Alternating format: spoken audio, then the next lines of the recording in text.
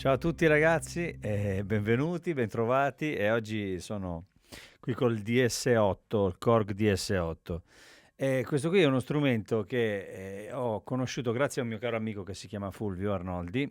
Abbiamo fatto anche un video insieme, lui ha un canale che si chiama The Arnoldis, fanno delle cose bellissime. E, insomma, è un amico storico con cui parliamo di synth molto spesso e abbiamo suonato insieme per anni. Lui ha la passione, insomma, dei sintetizzatori, soprattutto di un certo periodo, e così ci siamo buttati dentro entrambi, lui per primo e poi mi ha attaccato la malattia, a questo Korg DS8, che è uno strumento in realtà che ha una caratteristica davvero incredibile in registrazione.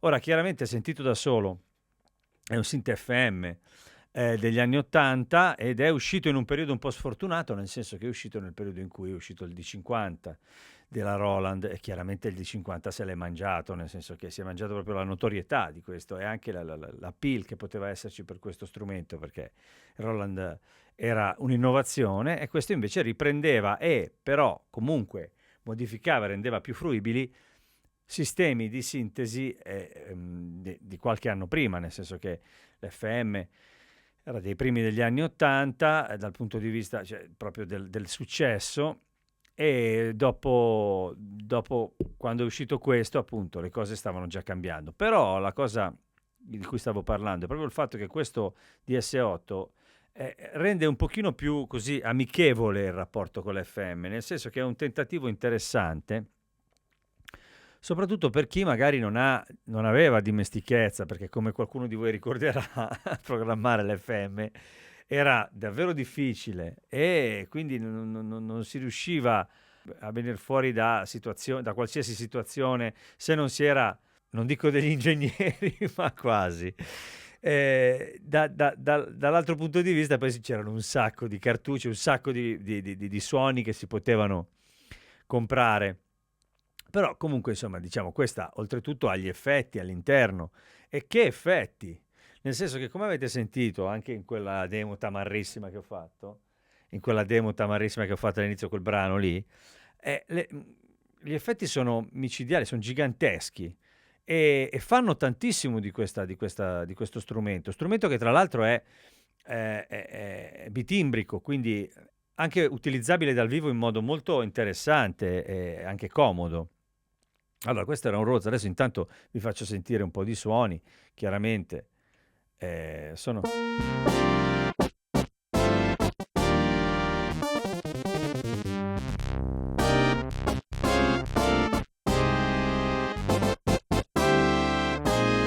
Ecco, sentite.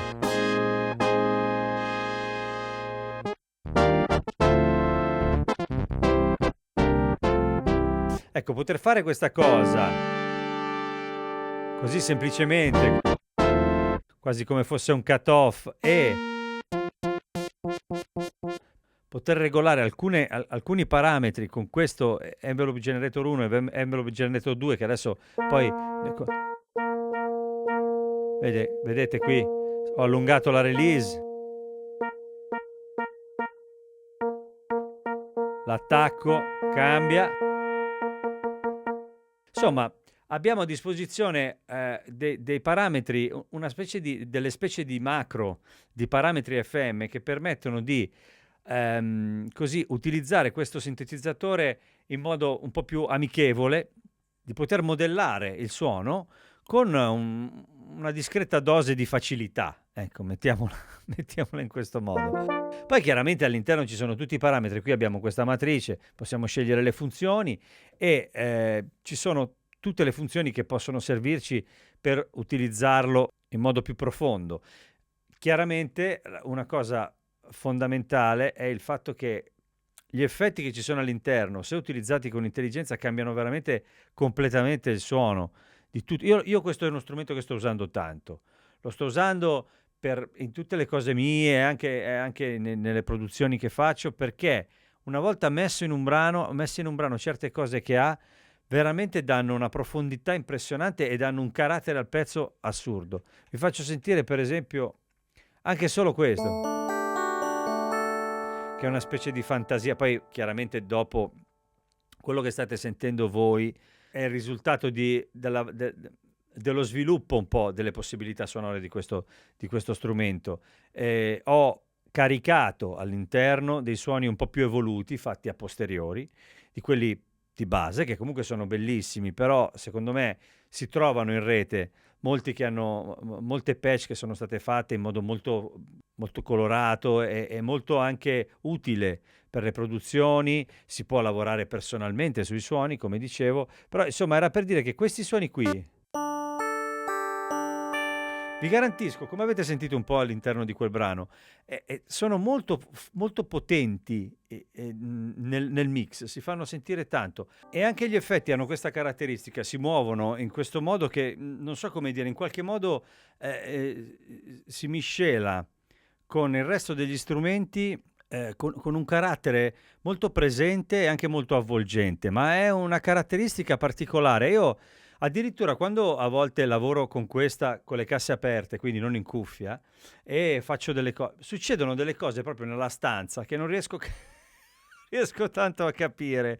E sono interessanti perché poi nel mix rimane quella sensazione così molto sognante, chiamiamola così. Comunque vado avanti con i suoni.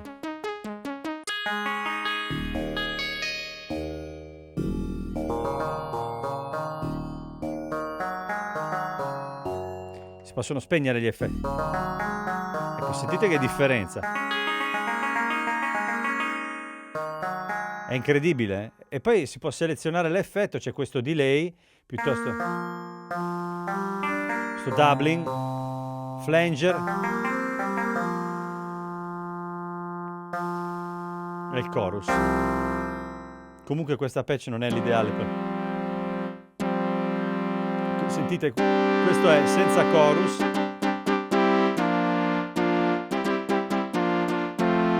Sono molto molto presenti nelle patch, infatti, gli effetti, e fanno davvero tanto la differenza, allargano tantissimo il suono.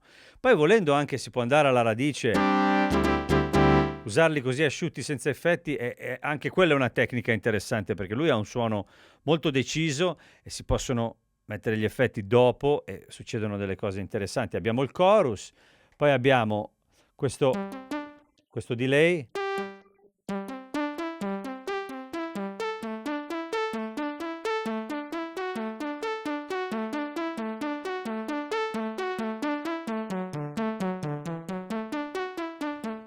Chiaramente ci sono tutti i parametri, si può lavorare sul delay come vogliamo, quindi adesso faccio un esempio, seleziono il tipo di effetto, non è così difficile, voi non vedete chiaramente in questo momento il display, ma ci sono tutte le caratteristiche, adesso sono sul tempo.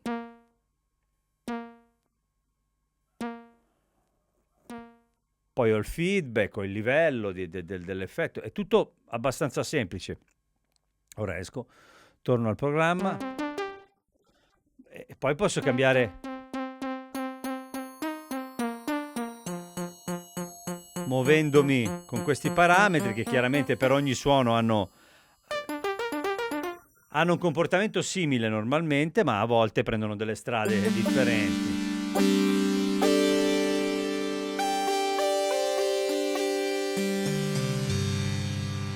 Esiste anche, chiaramente c'è l'opportunità con un sistema esclusivo con un programma, il SysX, possiamo collegarci a una scheda via MIDI, a una scheda qualunque e così fare un dump dei suoni, caricare all'interno dei banchi che sono stati creati e che sono molto interessanti. Io ne ho un po'. E devo dire che con questo qui è uno di quelli che in particolare mi piace perché ci sono tante cose che uso. Poi il Rhodes l'abbiamo sentito prima, i suoni sono molto caldi, molto profondi.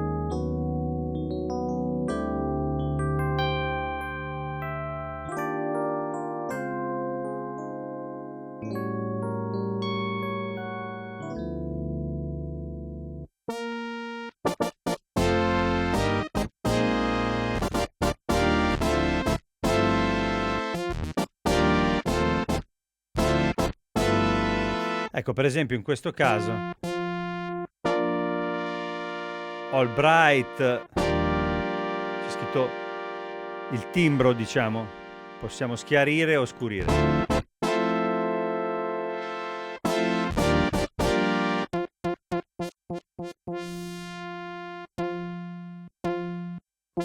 Sentite?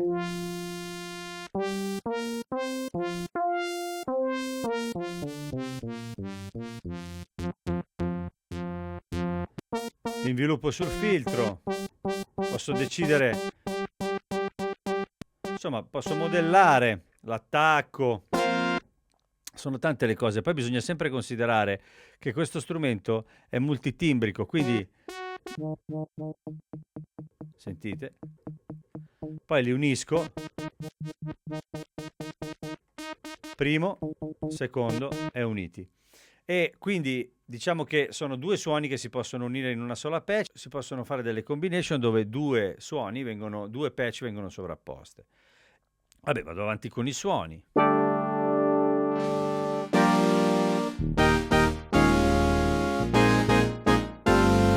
Sentite che la profondità c'è ed è tanta, levo gli effetti.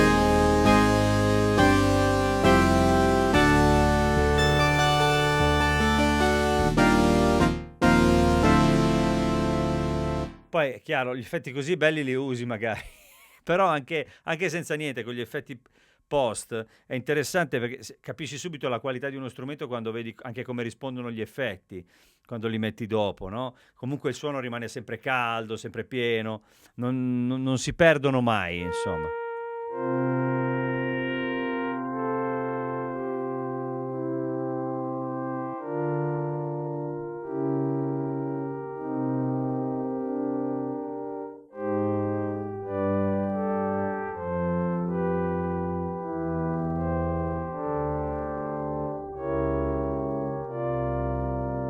Insomma, suona veramente bene. Anche qui insomma.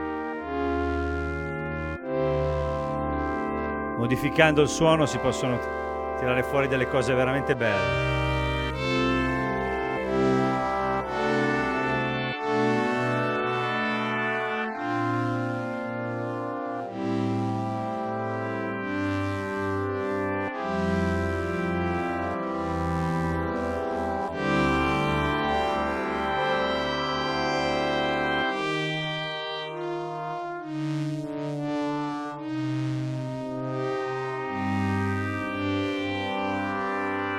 Molto molto bello. Questi li ho usati tantissimo, devo dire, tutti, anche queste, anche se sembrano quelli delle pubblicità degli anni '80, però hanno una presenza e una potenza impressionanti.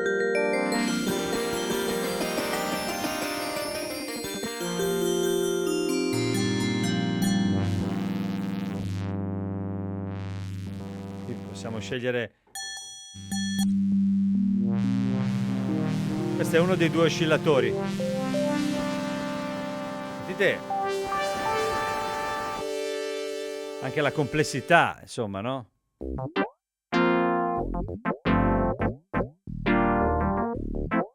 Questo c'ha un naso pazzesco.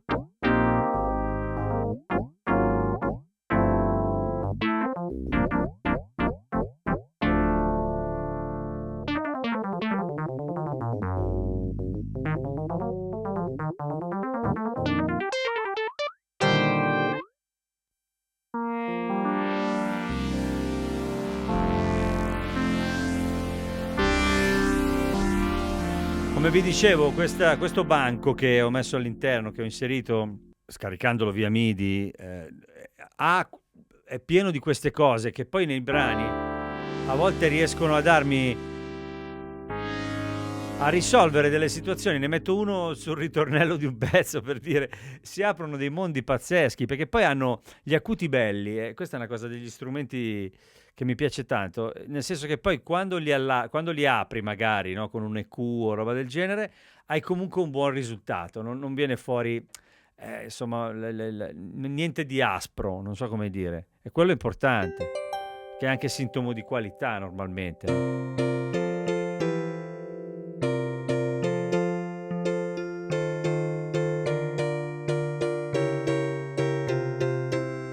Poi ci sono tutte queste cose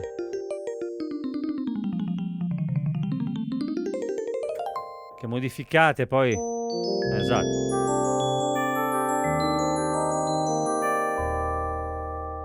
Guardate che questi qui sono veramente utili, soprattutto appunto fase di arrangiamento.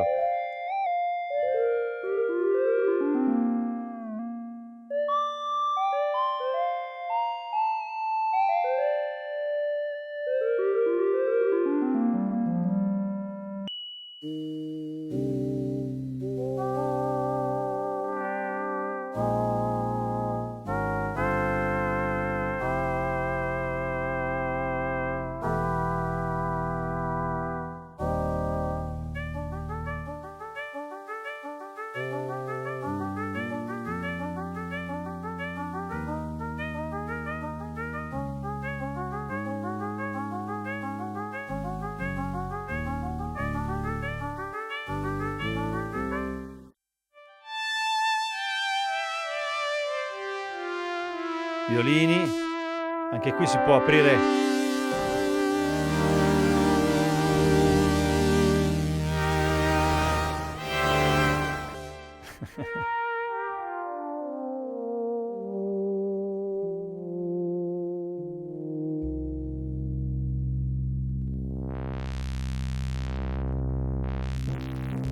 Insomma, per essere un FM ci si può lavorare, no? Ci sono.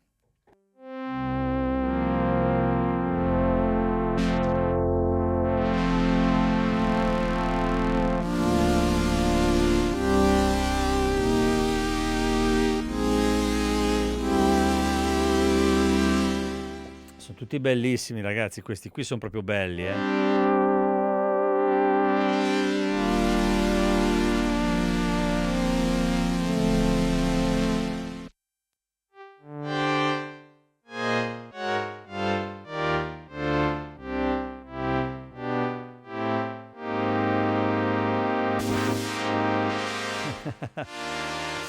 Vabbè, comunque voglio dire, questo dovrebbe essere un cembalo.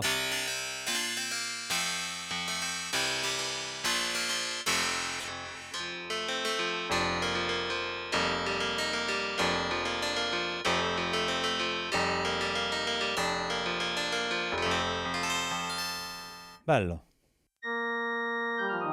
Ah, questo l'ho usato.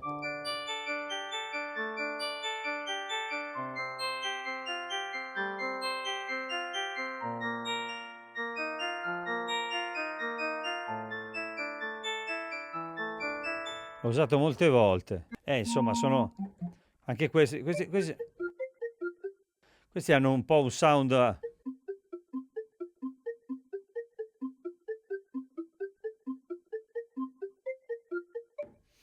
che a volte colora i brani, li rende estremamente interessanti e misteriosi. Sono belli questi suoni. Questo è un basso.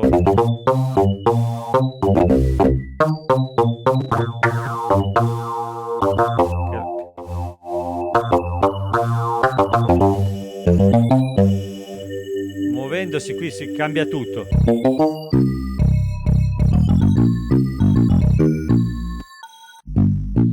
Ecco, isolando questo oscillatore. È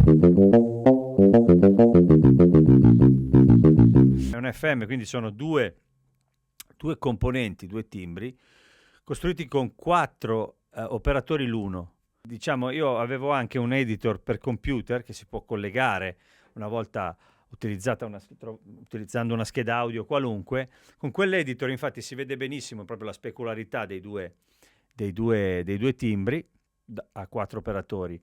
Il problema è che in realtà anche lì vengono trattati comunque un po' come vengono trattati gli FM anche nei plugin che si fanno ora, no? Per renderli abbastanza così fruibili.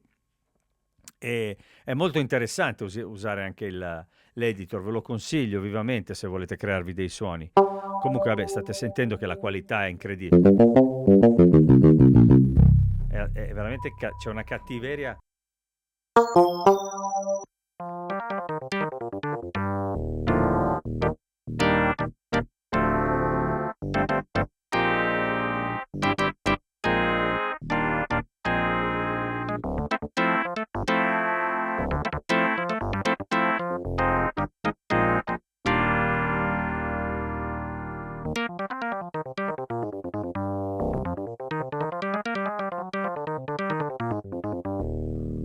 Questi bassi sono molto belli.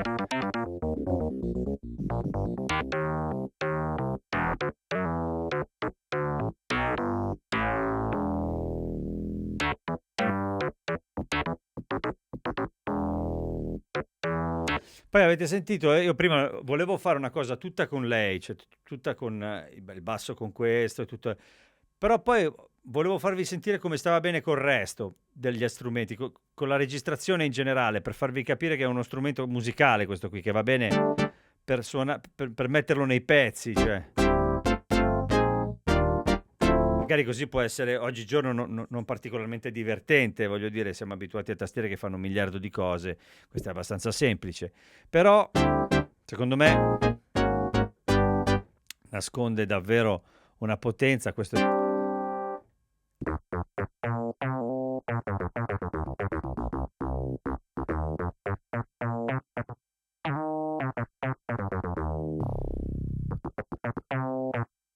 Molto belli tutti,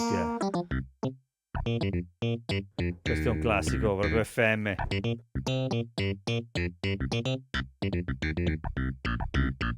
Questo è un classico. Di quegli anni. Poi ci sono anche un po' di cose percussive, un po'.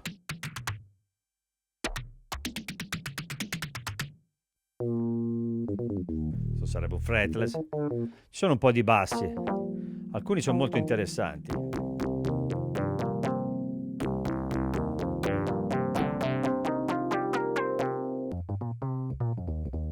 Questo dovrebbe essere un basso acustico. Esatto. Ecco, poi ci sono queste chitarre, diciamo, che in realtà poi non lo sono, ma possono essere utilizzate chiaramente in altri modi.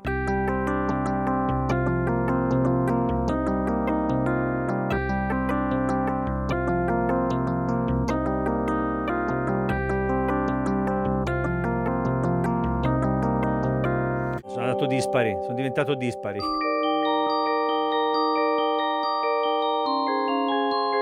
Un'altra di quella delle serie fantasia. Poi abbiamo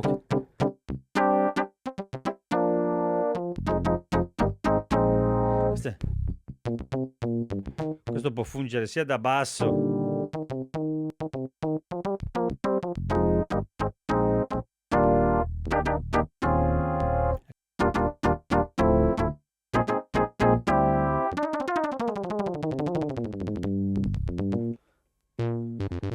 anche questo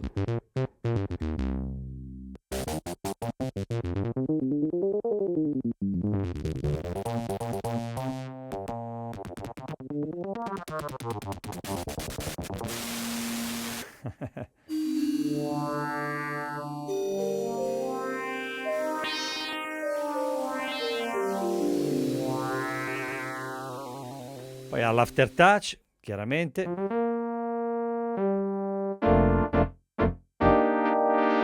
Questo suono è bellissimo, perché ci si può fare un po' di tutto.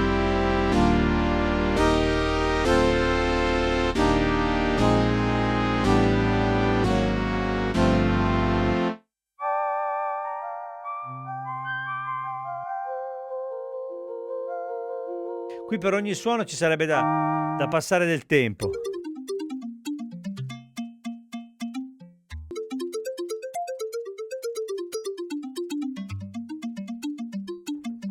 Molto bello questo.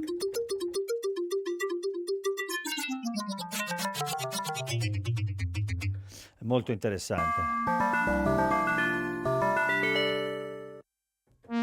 Questo è bellissimo.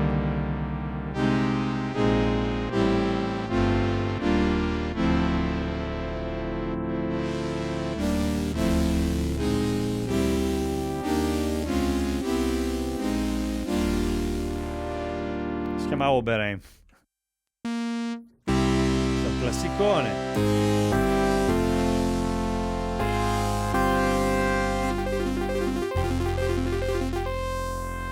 L'ho messo anche nel brano, questo qui. Vi garantisco che questo Bright è veramente, lo si usa tantissimo nei pezzi, se uno sente più o meno come suona, si fa un'idea, lo calibra un po' sull'apertura e insomma cambia tanto. Anche con gli effetti si lavora molto. Popcorn.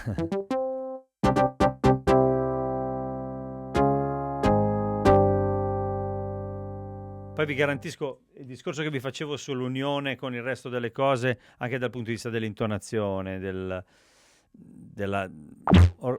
di quanto sia organica, no? La tastiera. Questo è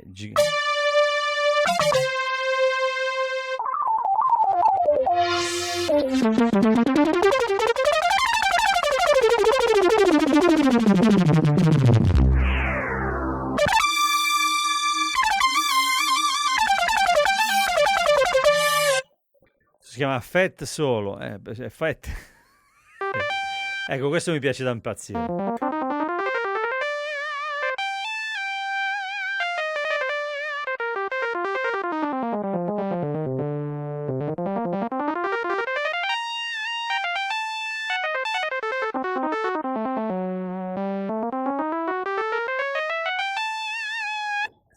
Secondo me questo suono qui è micidiale, io lo metto spesso nei pezzi, gli assoli, spesso li faccio con questo suono.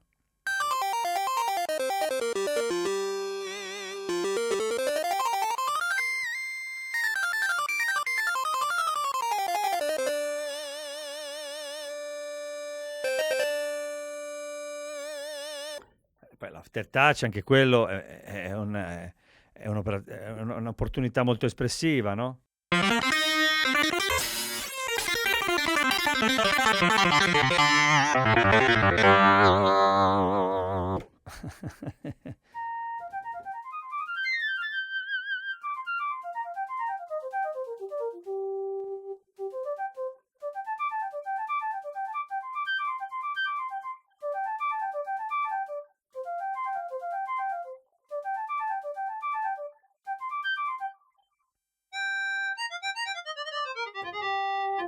Questa...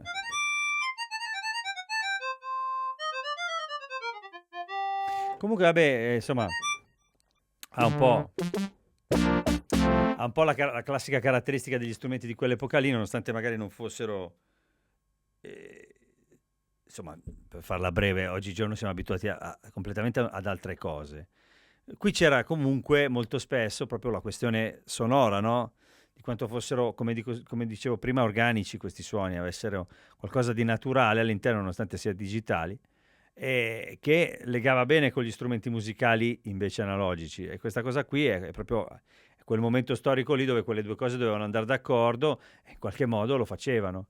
E adesso te le ritrovi.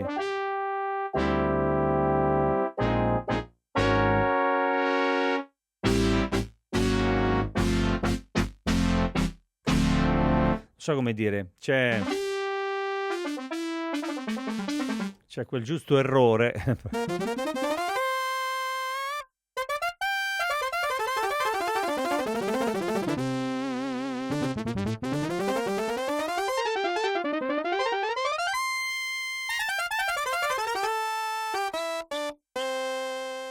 Insomma, trombe, tromboni, bellissimi chiaramente.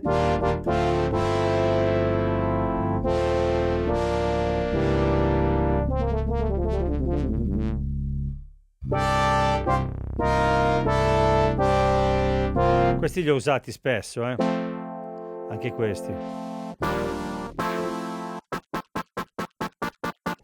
Sono tutti suoni che uniti agli altri fanno... Questo è un Hammond.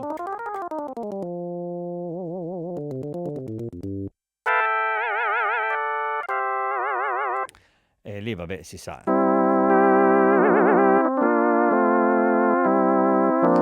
Erano dei tentativi.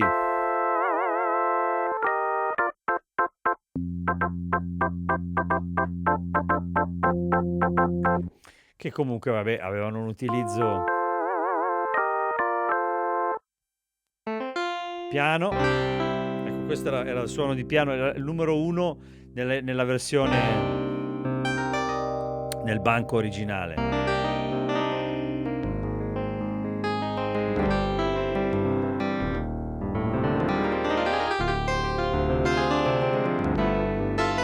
Era un suono molto particolare, molto strano.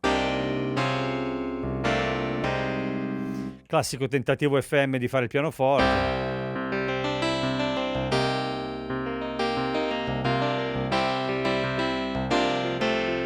Quando invece in realtà la cosa bella è proprio quando il piano FM, nel senso il classico, questo è un po', si chiama bel piano, bells, campanelloso, questo dovrebbe essere un Wurli.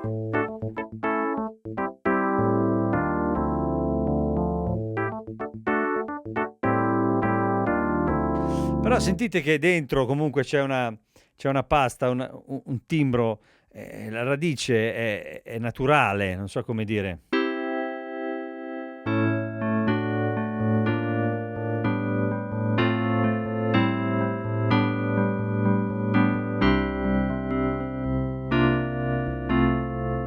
Si capiscono bene le armoniche, l'accordo. Ci sono tantissimi di questi pseudo clavinet.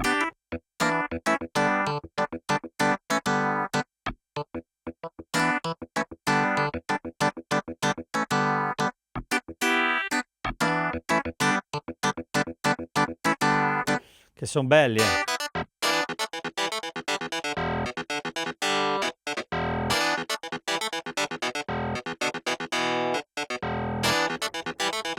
Questo è cattivissimo.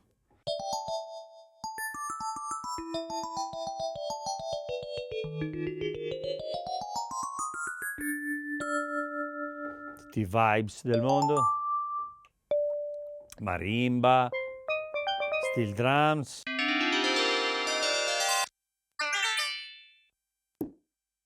E poi ci sono anche delle parti di batteria che in questo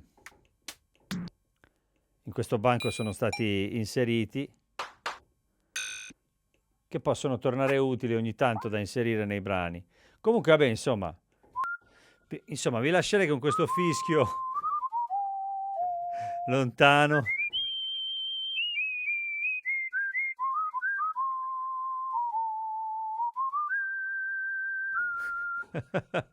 Comunque, insomma, tornando a noi, avete sentito qual è il mondo del DS8? È un mondo fatto di suono e anche tantissimo di effetti. C'è la possibilità di mettere in layer e doppiare più suoni, più timbri per crearsi delle patch da utilizzare live. Chiaramente io devo essere sincero, si può utilizzare live magari in contesti elettronici piuttosto che di rivisitazione di un certo tipo di periodi, ma secondo me questi qui sono strumenti che hanno veramente una forza incredibile in studio, perché permettono di aggiustare a volte delle situazioni dove basta un pizzico di questo sound e il brano prende il volo. Veramente, questi sono bellissimi strumenti, secondo me. Sono stati fatti con un criterio, all'epoca forse anche inconsciamente, hanno creato delle opportunità creative veramente avanzate, secondo me, rispetto a molte cose che ci sono oggi che fanno un miliardo di cose molto utili. E qui c'è il dono, la capacità di regalare ispirazione, no? Che è una cosa che è impagabile praticamente. Quindi io vi ringrazio, vi saluto, spero vi sia piaciuto questo video. È il primo che faccio con le mie cuffie che parlo per il gruppo che su Facebook tutti stanno usando queste cuffie. Alla fine le ho comprate anch'io perché anche i miei colleghi le usavano in tournée e tutti mi dicevano sono bellissime, le ho prese, è vero, sono bellissime, soprattutto per quello che costano sono incredibili, non bellissime. E quindi niente, se qualcuno le vede e mi dice che te le usi, sì, le uso anch'io. Niente, a parte questo, se vi piace quello che faccio, iscrivetevi al canale. Spero vi sia piaciuto e basta. Vi lascio, vi ringrazio come sempre per tutti i messaggi che mi mandate, tutti i commenti, che siete veramente sempre gentilissimi. Io cerco di rispondere come posso, come vi dicevo in un altro video in questo periodo. Fortunatamente sono un po' preso, ma cercherò di essere più presente possibile. Un saluto forte, un abbraccione. Ciao ciao.